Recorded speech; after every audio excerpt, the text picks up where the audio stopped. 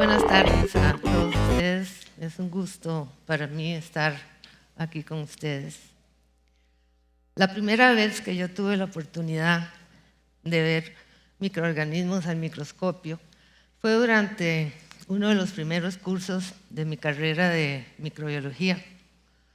Había un riachuelo cerca de la facultad y entonces nos enviaron a traer unas muestras de agua.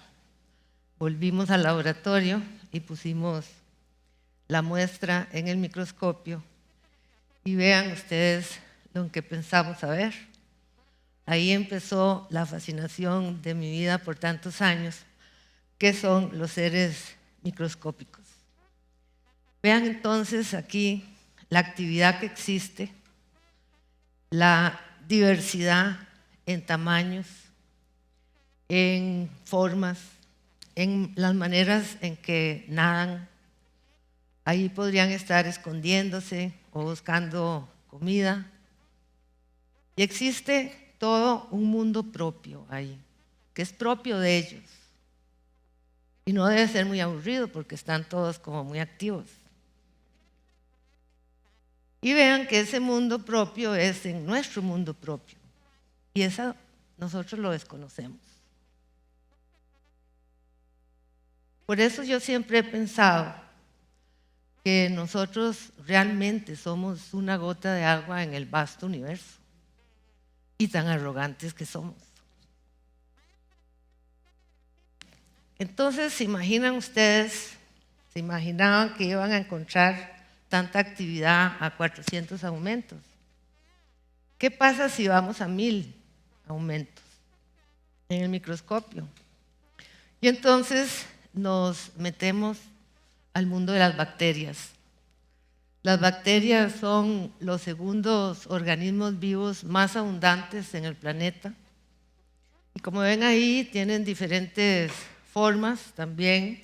Unos tienen flagelos, circolitas, otros son redondos, se juntan y forman rosetas, etc.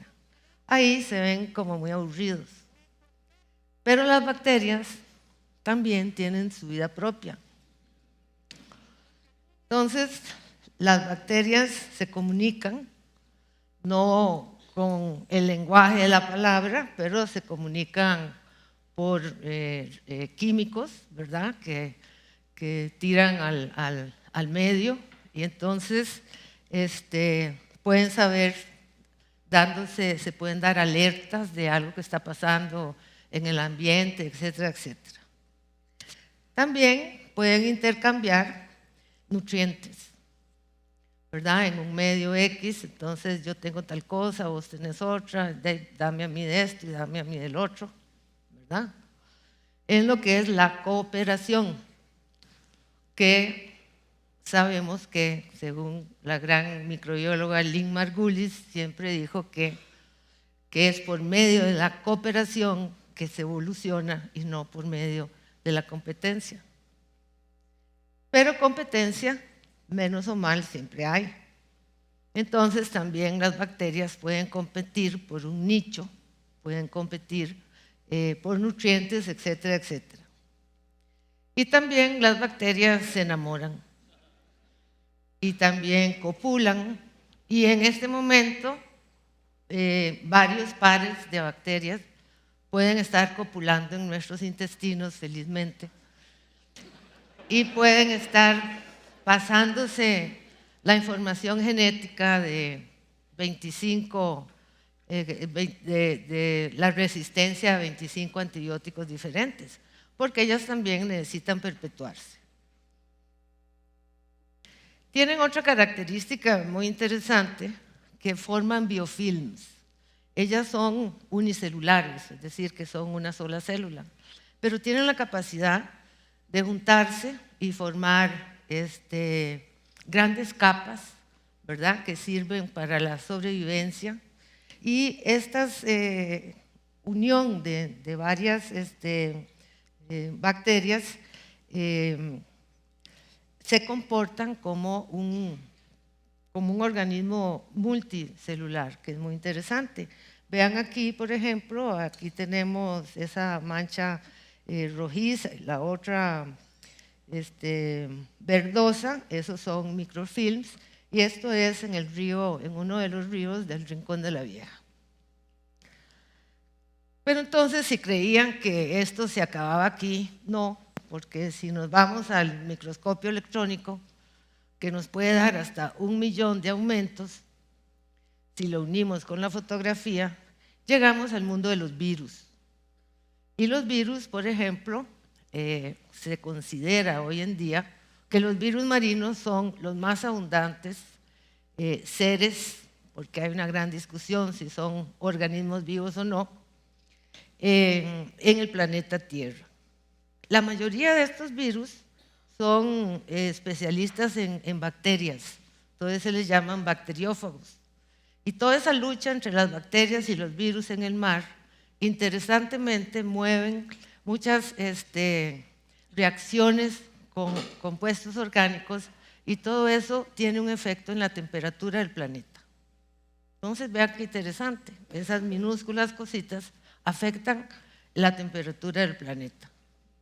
Vean entonces, los virus también tienen diferentes tamaños, diferentes formas, y bueno, para mí son los preferidos en mi vida y los he estudiado por muchos años y me gusta mucho verlos crecer.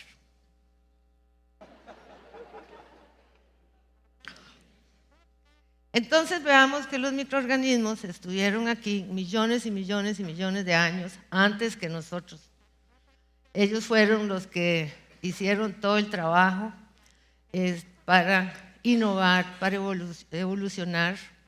Los microorganismos tienen que ver con la biosfera, tienen que ver con el ciclo de todos los compuestos que tienen que ver con la vida, tienen que ver con el ciclo del carbono, del oxígeno, del nitrógeno, del sulfuro.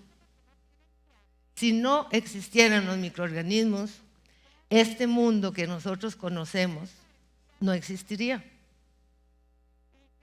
Entonces, ¿a dónde están los microorganismos?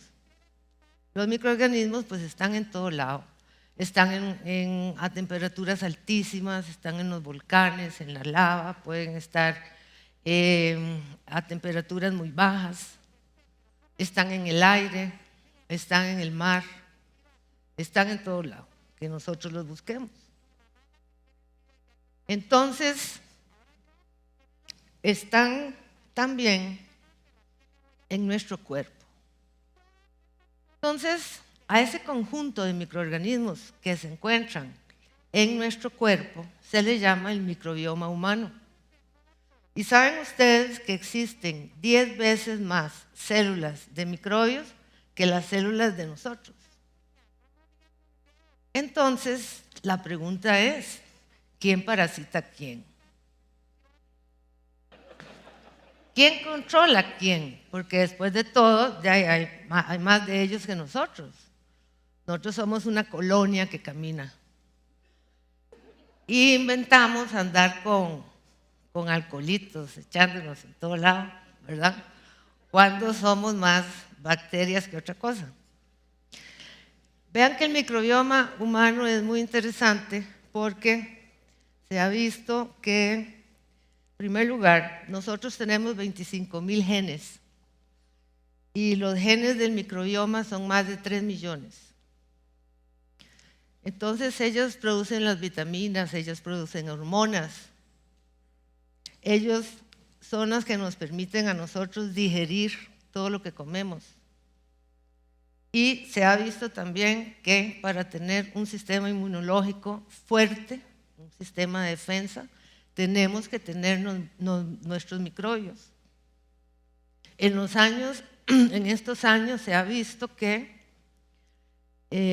hay muchas enfermedades, por ejemplo, en los países nórdicos donde la limpieza y la higiene es muy alta, se ha visto un aumento en enfermedades autoinmunes, en el asma, en la alergia y aún así en el cáncer. Entonces vean que es fundamental que nosotros tengamos esa conciencia de que los microorganismos son parte nuestra. nosotros somos un ecosistema y no lo podemos negar, dentro de otro ecosistema y otro ecosistema. Esto es muy importante. Por ejemplo, ahora se sabe que hay una bacteria que regula una de las hormonas del apetito, que si uno toma mucho antibiótico, la bacteria es eliminada y entonces se está haciendo una relación entre la epidemia de gordura en Estados Unidos y,